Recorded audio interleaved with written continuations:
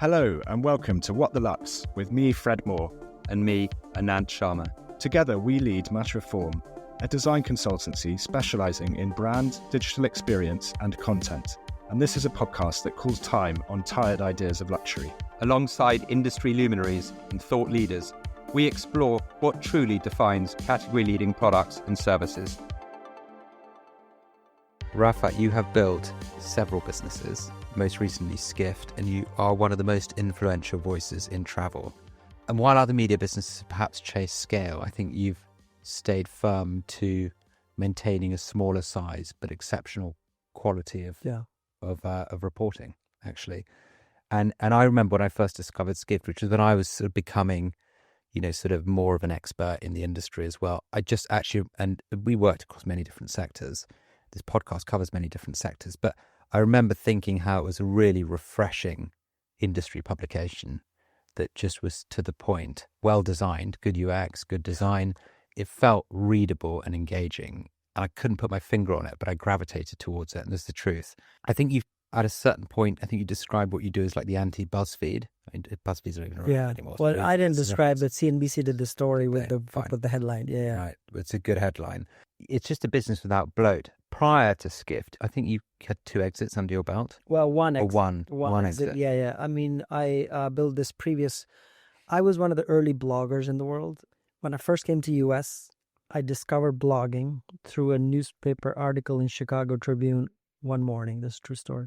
And I remember sitting I was on a couch like this, reading the Chicago Tribune. This was Indiana. I was in IU at my apartment. And I read this article from this woman called Julia Keller. I still remember the author. And she was, at that point, it wasn't even called blogs. It was called weblogs. Because blogs, yeah. And blogger.com hadn't launched. A bunch of other software to use blogging hadn't launched it. Anyway, so I remember reading it and literally jumping off the couch and said, wow, what is this thing? This is the future. Some version of that in my head. And then so I gravitated towards that. As a journalist, I was in IU, Indiana for my master's in journalism. And I said I could marry journalism with the speed and the rawness of blogging. The promise of blogging was at all times, whenever you come to the blog, it'll be fresh material. So sort of sped up in terms of time. And it would be written in a personal voice. And so I gravitated towards journalism meets personal voice pretty early in my career. And sort of that thread has played out in how we build Skift, as in we always have a point of view on how we look at the world.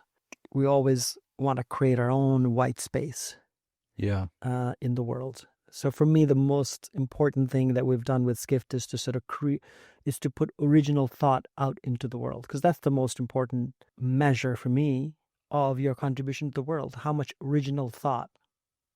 It may be original in the sense that totally new, or it would be a new way of looking at old things.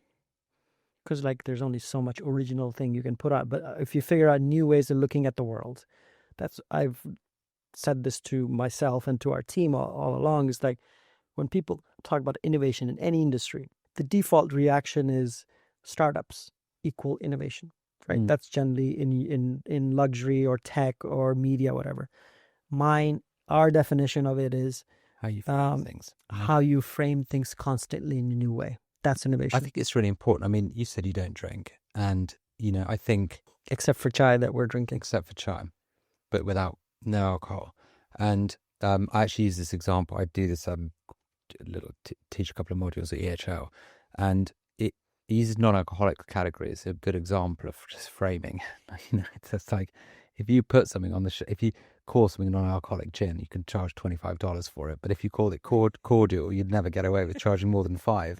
So the profit margins on non-alcoholic drinks is higher than alcoholic. But it's interesting, the value references, the anchoring, the framing, basically what category you put yourself in and how the angle you choose to talk about things. Intermittent fasting. Exactly. This is another one. Yeah, exactly. Welcome to Muslims. We've been fasting for centuries. I intermittent fast. I don't eat. I haven't, other than that smoothie, I haven't eaten today. But for me, it gives me I have so much more energy. I don't do it for any reasons other than just the fact that I have a huge amount of energy when my body's not constantly processing things.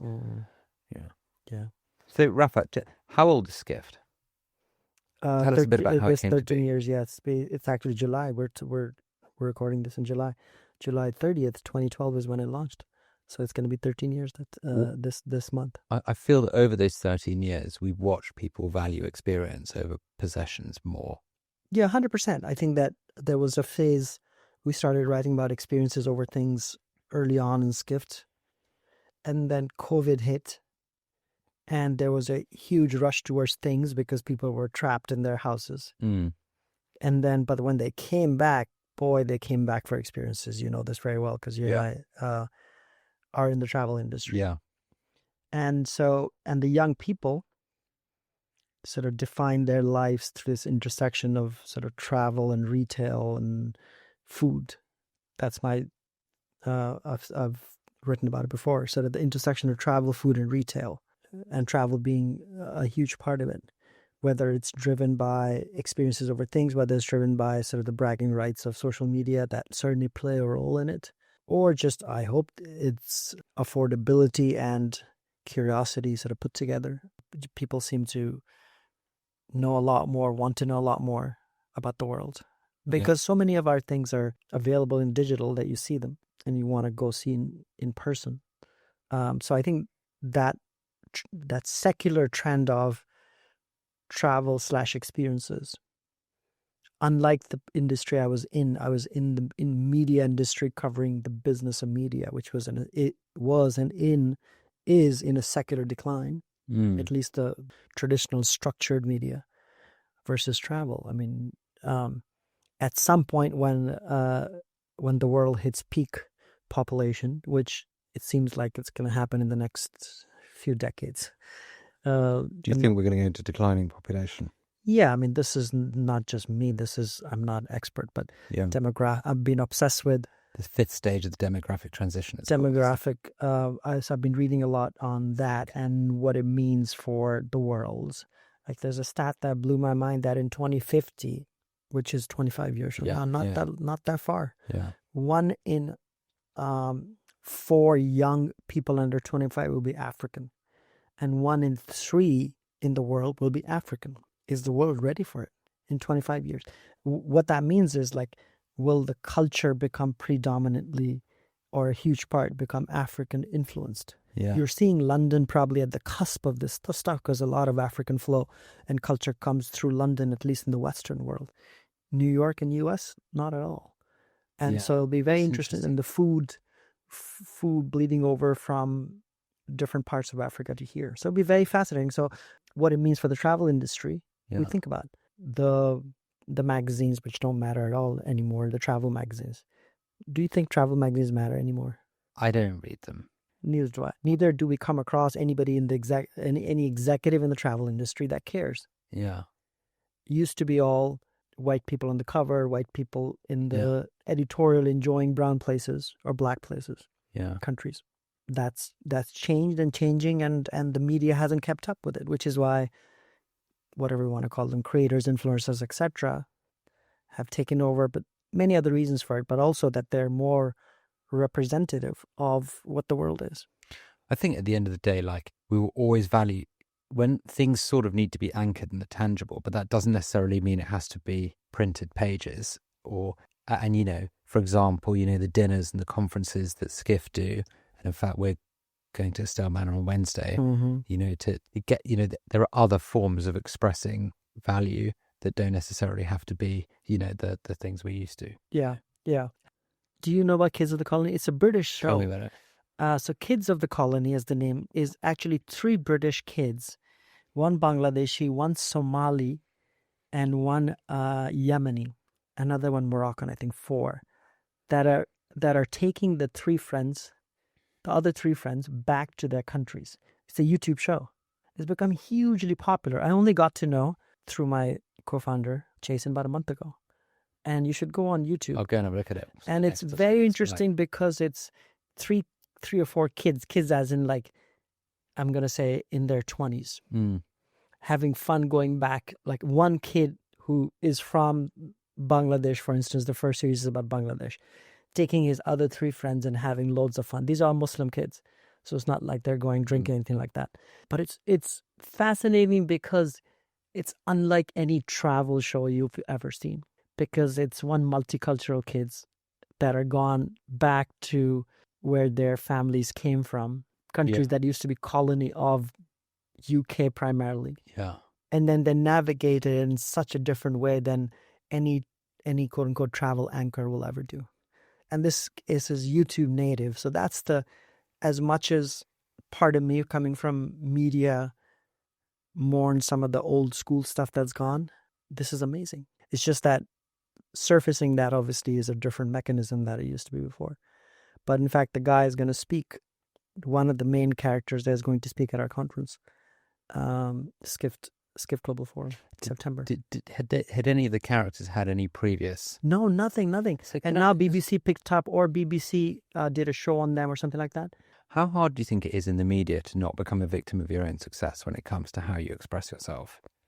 You know, when you come to something new and you have nothing to lose, you know, you just say it how it is. Yeah. You know, and suddenly you have this sort of pressure, you have an audience, there's an expectation around what you're supposed to do. Well, that's true for anything, right? Yeah, that's true. I guess bringing it back to Skift a little bit, like initially when we launched 13 years ago, everybody said you're fresh and cool. Yeah. The problem being said cool is that at some point you become uncool. Yeah. Just a fact of life. Yeah. So part of my thinking always 13 years in is like, how do we keep the coolness? And by coolness, I mean freshness and relevance. Relevance really, I mean, like, because that's the currency. And that's why we keep launching new things, keep coming up with new terms, even though they might be gimmick. I don't know if you know this, we coined the word overtourism. That sort of became the lingo in the industry. I recently coined the term live tourism, which has some traction. And live tourism meaning umbrella term for mass live experiences, whether music or entertainment like Taylor Swift or concerts or sports, obviously a huge part of it. And some of these people like come up with like film tourism, which I guess is not live tourism, but it's people going to see whatever Harry Potter, wherever it is. The White Lotus effect. White Lotus stuff. But live tourism, we also do it, one, to cement our own brand, but also, to, as you said, for a shorthand for the industry to understand. Sometimes it bleeds over to the consumer side, like over-tourism did. And over-tourism was just me putting over and tourism together.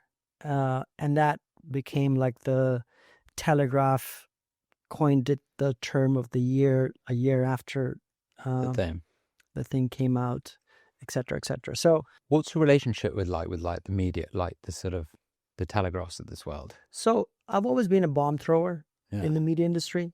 I used to, I finally got rid of Twitter from my life, which was just such, after 13, 14, 15 years of having a poisonous relationship, love-hate relationship with Twitter. This January, I finally gave up. So you shut the account down? No, I haven't shut it down. You just don't use it? I just don't use it. I finished Facebook many years ago. I never went on Instagram. I used to call it Instacrap, and I was totally wrong about IG and how big it became. I thought it won't become big, but it did, obviously. It's the only thing I use. But I can see how it's meaningful if used in the right ways. Not on Snapchat, none of that. TikTok, none of that. The only thing left now is LinkedIn, which is same. Obviously work. But do you ever get tempted on TikTok, for example, given its influence in travel? No, I mean I turned 51. I turned 50 last year, 51 this year. Not that I'm behind the technology, but I'm not the earliest adopter in general for technology. I don't even know if I'm the first follower. I don't know what the term after first follower would be. Second follower, second mover advantage type thing. Yeah, so I'm sort of that. I'm not a fast follower, but I'm not slow follower either. Somewhere in between. Okay. I do, on the AI tools, I was early adopter there. Like ChatGPT, the weekend it came out, I logged in. I said, "Wow, this is incredible." But I'm not chasing like the latest agentic tool from ChatGPT. So we're not killing ourselves chasing. This is the thing. I don't want to kill myself chasing. Because otherwise, how do you create your own path if you're just chasing somebody? And that's kind of the philosophy that I've brought in my personal life as well as for Skift as well.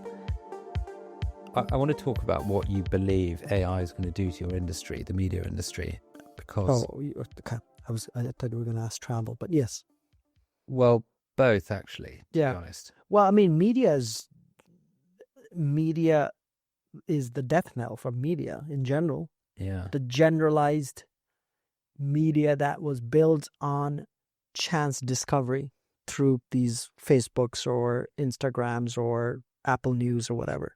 One of the things I've said is like, unless you have a core, or you are the exception of like the New York Times, because New York Times and BBC are exceptions to the norm. The middle will die. It's already dead most of the time. So either very large or small and focused. And I wrote this article last year on how totally obsolete media has become, mainstream media has become. And I feel like that was my last article I ever wrote on media, because like that was the mic drop moment. I said, I'm done writing about media. Right. Which is, it's obsolete on 4 different vectors: structural, cultural, moral, and there's one more. It starts with something. Okay, fine. The first one, how am I forgetting that? On 4 vectors. We'll come back. And it is, if you go to my Twitter, that's the last article I wrote. Okay. It's pinned there, I think, at the top. Every word lands hard in that article. Okay. If I can say so myself. Yeah. And the moral is the most sort of advanced version of it. And my disillusionment with media has happened for years, mainstream media, but particularly over the last year and a half after, and I think I can say it based here in UK as I'm doing this versus US, but based on what happened after October 7th in terms of the coverage of the war that happened between Israel and Palestine there. And you realize, and sort of a version of that, just my personal disillusionment played out in America during the election cycle as well. There's a reason why podcasts became that big as part of the election news analysis influence cycle.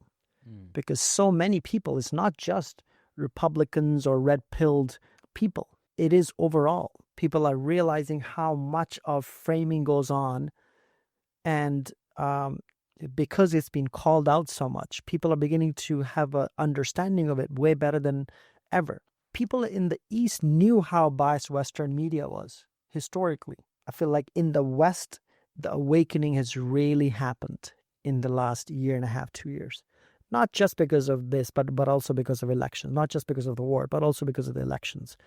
And there's a reason why alternative media is thriving. I mean, YouTube is the center of the world. How can it not be at this point? YouTube really is the center of the world today. It's not TikTok. It is YouTube. And YouTube is the world's second largest search engine, also owned by the same company. It's certainly all podcasting. I stopped also going off Twitter. I also went off Netflix and Hulu and Amazon Video also the same time. Really? So my evenings are now, after dinner, after the kids, wife, etc., is basically either watching YouTube on my phone or listening. And it's interesting for me, audio, and I don't know if this is for you, audio video has blended into a single seamless thing, and I don't know when the audio finishes and video starts. Video starts, audio takes over. I think that's very much because of YouTube. Because, like, for instance, your podcast. If there's a new guest, I may start with what I don't need to watch. The new guest I would want to watch just to get the gestures and and after that I may switch in between, which is interesting. Some of the like, for instance, Jon Stewart show, it gets tons of views on YouTube, but I bet most of them are video YouTubes because it's not structured for you to listen, as in he will show a lot of things that you have to see the screen. And it's annoying to me. Like, make it audio friendly also, even though I'll probably watch it either way. So anyway, point is that a lot of media, and I've said this on the record, New York Times for its earnings are at an all-time high. I think culturally it's becoming obsolete, and people have laughed at me for saying that, but I have bet that in 10 years, the news portion of New York Times, not the other sports and games and stuff like that, will become less and less culturally relevant as an organization, as a media entity that defines public thought in U.S., policy in U.S. That's interesting. I may be wrong. Well, if it stops being culturally relevant, then what is it? Then the business itself will fall apart. Typically, cultural irrelevance comes first. Totally. Then the business follows. So that's kind of my contention with the New York Times. What do you think the impact of AI on travel will be?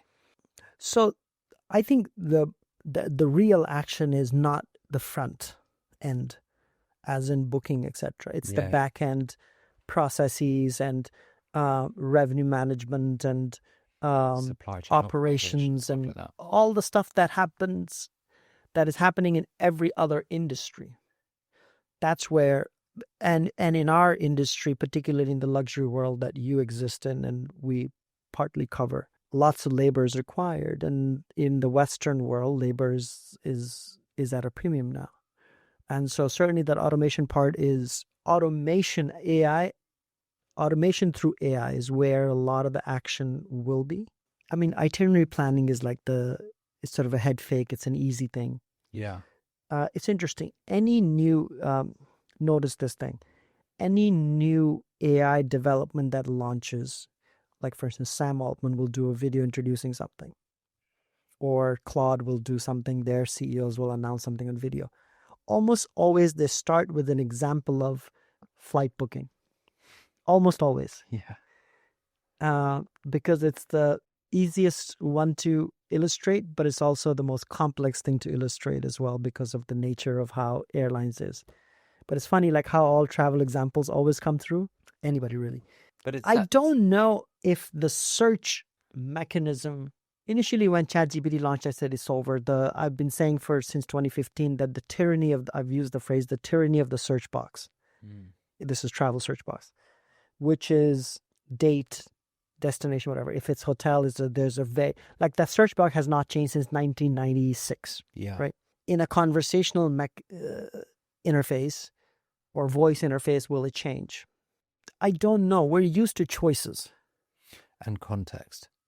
And context is matters. Context is not just the context that you spell out. It's the design codes, it's the clues, it's the type of, like visual reference. It's like the care that goes into the thing, the framework that sits around the information that allows you to figure out if it's for your preferences, which are ultimately subjective, how much you can trust. And I don't just mean, are they going to scam me or not? I mean, can I trust? They're using the same language that I use to describe ethereal concepts, because, we all basically spend our life since we're born just trying to sort of reorganize the world to suit what we believe is a set of preferences that allow us to express ourselves in our own individual, unique way. How can we stand apart from everyone else, and so I find that really interesting because there is, and that is why, the higher end something is, and the more preference exists in, like a flight booking is like actually quite a difficult thing. You said you arrived today at the Londoner. I texted you in the morning. You said you just landed, you just checked in. I responded back to you. I was like, I always make sure my flight's good in for dinner. That's my, just that combined with the airlines that I choose or prefer and the seats and, the airports and, there's just a lot in there. Yeah. That's quite and also like, usually, by the way, that's also my preference is to the 8 a.m. To 8 p.m. flight. Yeah. From New York to London is great because then you can land at 8 p.m. here, do the dinner, and sleep. Even if you sleep late, it's fine. Then you have the full night to it. This was just a special circumstance because I had to meet you and I have a few other meetings as well. So I just didn't want to wait. And then now with 3 kids, I don't want to waste my Sunday in a flight. Yeah. So what we're talking about, it's AI and travel. So people ask me, many people have asked me, like, what are the AI startups in travel that you're excited about? And the honest answer is I can't name one. Yeah. So for me, it's all back-end stuff that I'm interested in. Like we did this AI conference and the guy from United spoke and they're using real-time weather data and AI. And I don't think this is Gen AI, this is general AI, to figure out in real time at what altitude should the plane fly. Right. To have the least fuel burn based on the real-time weather. Obviously within a range. It's not like it's going to go like this.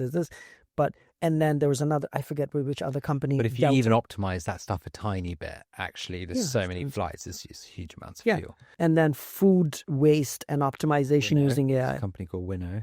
They're really good. They film, I think at Barrow Star piloted it. They literally film what gets chucked out and then they optimize supply around it. So that type of stuff is fascinating to me. Yeah. Versus how do I make my booking? I am waiting for a new interface though, and if it comes, if it's voice, it'll be a hybrid, 100%. I'm amazed that no one has cracked it though, like, sort of trip planning. So what are the types of questions that you think need to be solved in the world of travel? If we just take AI out of the conversation for a moment, what's broken? I think the broken part is still the human to human experience. Yeah. I mean, just go through a freaking US airport. You'll see everything that's broken.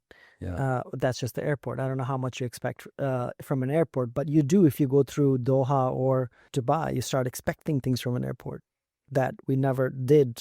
Certainly in US, we never did. So the human to human part in travel, particularly with labor an issue in the Western world, I think is probably one of the biggest challenges, and talent. One of the things that speak to any CEO in the travel industry from any sector. Maybe they're not like one in this part of the industry, one in that part of the industry. All of them have only one common thread among all of them: talent. Like, how do I get talent? How do I get talent? How do I get talent? The right type of talent. The attractiveness of travel as a sector for the young people coming in, horrible. The industry has marketed itself horribly versus much higher paying like tech or finance or even media to some extent. And that continues to be a huge challenge. The hospitality schools, I have my own opinions of them. What is your opinion of? Outdated in many ways. And they're just hospitality versus the industry that's now such a vast industry beyond just hotel GMs. If all they do is create hotel GMs or revenue managers, then what use is it in a modern world except for that? Although I think that's actually a problem with education, actually, in general. I guess there's that. University education it's absurd. I actually find it's just absurd, actually, to witness how archaic and slow-moving it is to adapt to a world that's entirely reconfigured itself. Yeah. So, I mean, with the 3 young kids that I have that are still probably anywhere from 7, 8 to 12 years away from college, what will college be? Yeah. If I don't have to pay their fees for the college, that'd be amazing. I'll save so much money. I wouldn't be sad if my kids didn't go to university. You know, the other thing they won't be doing? Learning how to drive. I know. Weird, right? Yeah, that'd be amazing. Yeah. That part I'm looking forward to. I love driving. No, that part I'm really looking forward to. Autonomous cars, I don't like driving. Yeah. Even though now I own a car based in New York. For instance, cycling has done a resurgence in travel. Cycling tours have become important because, sure, you can do walking tours. There only are certain sort of few hours of stuff. But, cycling tours are going through the roof in so many different ways in the travel industry because you're inside. River cruising so much better than the big cruising, because in river cruising you can see life happening on the sides. Yeah, river cruising is such a more human experience compared to the artificial It's the back door to culture. Everything else is just you're just delivered via the artery or road systems. It's a really unique way of experiencing life and culture. There's a company that I was speaking to the CEO, this Italian CEO that I met last week in New York, and he's on the luxury end of rail, which is also very interesting. Very interesting, yeah. Because it's a very archaic, but also a very human form of travel. There's a glamour to it. There's a glamour to it. And it's also, there's a lot of push in many different countries outside the West to revive these. Because they already have the train lines. They have the lines. It's just a matter of buying these cars and then putting it on there. So anyway, fascinating. So I'm excited about these types of developments, honestly, over technology. Personally, a great boutique, like what is the future of independent hotels when everybody's being bought by the larger company? Citizen M, which is a hotel that I liked, got bought by Marriott. $1 million the other day, right? Yeah. Which I hope that, like, they're one of the reasons why I really liked Citizen M, and you probably know this. They're probably the only hotel company that figured out the lobby experience in the best way possible. They put a lot of effort into making lobby as lively as possible. You go to anyone here in London, which I've actually stayed in a bunch of Citizen M's, they do a really good job. And so the future of independent hotels, again, this is a thing that I care a lot about. Because there's been an extraordinary period of roll-up. Yeah, there has been. I mean, pretty much a lot of them are gone. Graduate hotels that I liked a lot, which was just such a genius idea, which is open boutique hotels next to universities Yeah. in university towns. One in where I went to school, Bloomington, Indiana, which used to have like Hampton Inn type things. And they had downtown, they opened one and it was brilliant. And they adopt the design and iconography of the university that they are in, which is again a genius idea. Great idea. Got bought by Marriott or Hilton. Hilton bought it, I think. So so I'm a little sad about these indie chains. They're not boutique as an individual. I think the individual hotel stuff will continue. It's how do small chains come about? That's harder now because everybody's being bought. You need scale, both in terms of distribution, in terms of loyalty, in terms of real estate power, in terms of labor, all this stuff. So that's become harder and harder. You know, I think it's a bit of a sad future if the art of hospitality and like what it means to truly deliver that in as an independent. But the West has already lost the script on hospitality. I mean, you and I come from the eastern part of the world. You go to Dubai or anywhere in Middle East or India or Southeast Asia. I mean, we wrote an article, one of our, somebody on Skift wrote this article, is like, when you land in Bangkok or any of these Southeast Asian cities, and if everybody's friendly, how does America compete against that on hospitality? Just cannot. I went to Bangkok last month, and I've been to Bangkok a few times, but not tons of times. So it was relatively reintroduction for me for Bangkok. I hadn't been in a while. And like, I was there for 3 days, so would count 3 times 9 meals, except for the crappy hotel breakfast. I didn't have a single bad food, and it wasn't high end at all. Yeah. It was all... But to your point, it's that friendliness. You know, if you take the US, you know, I think on the whole, America's a fairly friendly place, but it's also peppered by moments of unnerving hostility.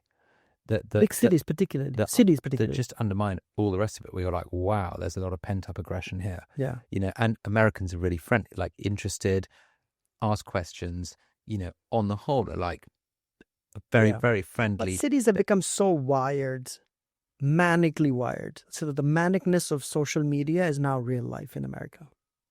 It really is. I agree. I do think London's quite relaxed. Compared to, yes, 100%. It's fairly relaxed. But it's still like when you go to places like Dubai, you know, you're right, like Bangkok, like, you know. I mean, is the one question for you, is Dubai friendly or Dubai is just efficient? That's a good question. Is it friendly or is it efficient? I don't know if there's a feeling of friendliness, actually. You're right. It's warm, efficient. probably not warm. But what I'd say is, it's efficiency underpinned by a sense of optimism. Yeah, that's true. And that maybe is the thing that just changes the collective disposition of the place. Yeah. Actually, I don't know if I wouldn't call it friendly. Yeah. Actually, but I would call it exactly efficient and optimistic. Yeah, but I would take the Dubai airport experience 100 times out of 100. And that airport's going to be sunset in like 5 years. And that for us is great, as it is now. Abu Dhabi airport is really incredible. I can't believe it's going to be shut down. Yeah, it's crazy. And move to the south. Yeah. What do you think is going to happen to that region? So it's interesting. I mean, the booming parts are only 2 countries for now. Well, one is booming, one is in the investment phase. So it's UAE. Yeah. That's in booming phase. They've done the investment, they continue to make investment. And that's going to last, do you think? That's going to last. I mean, Dubai is an iconic city now. It's in its own orbit. There was, I remember when Saudi was first coming on the map 10 years ago, a bunch of Dubai tourism folks that I spoke to were worried about, what's going to happen. A lot of Saudi folks used to come to Dubai to let their hair down, etc. And, but Dubai is an orbit of its own. However bad UK is, London is still a thriving city in many ways. Certainly from a tourist perspective, will continue to be. I just walked past Buckingham Palace and what a shit show in terms of number of people. So it's still thriving. I mean, what excites you in the area? Because there's a lot. The hospitality is incredible. Yeah, like the genuine hospitality, the Arab hospitality is beautiful. Yeah, it's good. Poor Jordan. Anything sneezes in its orbit, Jordan gets affected. It's an incredible product. Incredible. Yeah. Egypt, well, this I'm talking North Africa. So if you expand from Middle East to North Africa, incredible culture meets desert, meets food. And so I think the authentic hospitality that we all talk about is just part of the culture. And so I think Saudi, let's talk about Saudi. Saudi has changed incredibly. For those anybody who's been there can vouch for it. They started here, they aim for here, they're going to end up here. Exactly. They're going to have tons of setback. They're going through tons of setback right now. I think the mistake that they had was chasing too many shiny objects versus they had the most captive audience of all countries. The religious traveler that has to go, expand from there, versus we're going to create shiny objects in the desert. I think they're scaling back on many of those, as you and I know. Yeah. And I think for all the sports washing stuff, I think it's actually smart. The sports stuff as a hub for live tourism, as we talked about, live sports, if they can pull off these things well, like Qatar did, despite all the challenges and all the negative stuff that happened, it's probably one of the most well-organized World Cup that people enjoyed without alcohol. Yeah. Which is remarkable. And so, and it helped improve the image of that region. I think a more relaxed Saudi is great for the Muslim world and the world as it is. As a Muslim, anytime these bad things happen and they had some Saudi origin, we, like the rest of the world's Muslims, had to bear the brunt of it. And so just from that perspective, I'm happy that this is happening. So I am rooting for it, besides the fact that half my family lives there. So yeah, your parents still used to live there. No, sorry. They used to live there. My sister lives there. My cousins live there. The youth are very, very hopeful. This is the indication, like when you go to India, for instance, or you go to Middle East, Southeast, maybe less Southeast Asia. If you see the young that are hopeful, then you see something good is ahead for this part of the world. Like India, you go young people there.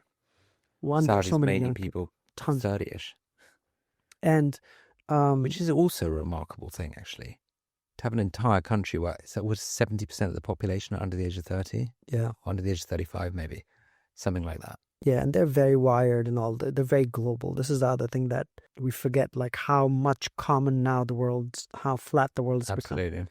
become. All of them are watching the same Netflix shows that we are. Do you think that's a good thing or a bad thing? If it loses part of their identity, yes, it's a bad thing. But it still becomes a hybrid. Like in India, any of these Western brands go and become such a hodgepodge of Indianness and Westernness. I mean, just look at pizza in India. An Italian goes there, will have a heart attack on the variations of pizza that Indians have come up with. I find it incredible, as in chicken tikka pizza or whatever else they come up with. The thing that used to really upset me about India a decade ago was that I felt that it misinterpreted certain Western ideals, especially the affluent, had taken a very surface level impression of what. Of course, it happens tons in India. But now it's becoming more rooted, or it's become over the last decade more rooted, more genuine, and actually more Indian. For example, you see this everywhere actually, because for a period of time we just exported this Western ideal of, Friends, watching Friends. Do you know what I mean? And that became like an aspirational ideal. Every Indian who ever first time visits New York thinks like this is how it's going to be. Friends is how New York is. It's true, because this is the beginning of the homogenization. This was like when actually everyone suddenly had these global reference points. Do you know what I mean? And it's sort of, you ended up with this slightly homogenized global ideal of what it meant to, like, what you thought you aspired to. And that's obviously now like completely disintermediated again, right? So it's like now everyone's on YouTube watching things that are perhaps a little more, more blend. Even though the one mistake that I'll say people assume is they assume that a lot of world culture has become the same, which it has, but there's still so many differences. You go to any country, yes, there'll be surface level adoption of the Western thing, but the centuries old ingrained cultural habits take a long time to change. Yeah, I definitely think actually we're I think these things happen in cycles, and so I feel that now I'd say maybe there's, in my opinion, more of a sort of common method of expression, but the source ingredients of what we choose to express are actually very, very unique and becoming actually in a way more unique. And it's also like, in fact, one of the things for me is fascinating is that you go, for instance, to Morocco, a country I've been many times. You see the Western things, but you then also see variations of those Western. And then for me, the fascinating part is what are the things that are different of those Western things, whether it's food, like McDonald's, as a very basic example. What is McDonald's? How is McDonald's different in Morocco versus India versus US versus UK? One, I can actually eat McDonald's in Morocco because there's halal. So there's that part. India, you go, there's tons of vegetarian. Yeah. So those, I'll give you a personal example.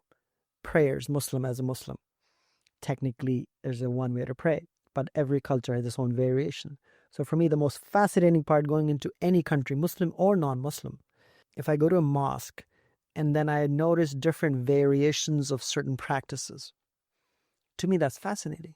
Yeah. Like, how do you observe cultural differences and cultural sameness? For me, that's the most fascinating part of travel, is just learning. This is why I've to come back and maybe put a full pin to this. The human differences and the human commonalities is still the best part of travel. It's still the best part of travel. And scenery, yes. Like, like Iceland, for instance. I'm not going there for culture. We'll probably never go there for culture. But, I mean, beautiful scenery, very different than any other part of the world. But it's the human context of commonalities and differences that I think we all live for. Not only during travel, but also during our daily lives in so many different ways. I couldn't agree more. Rafat, what's the thing that most concerns you about the world we're leaving the kids? Patience.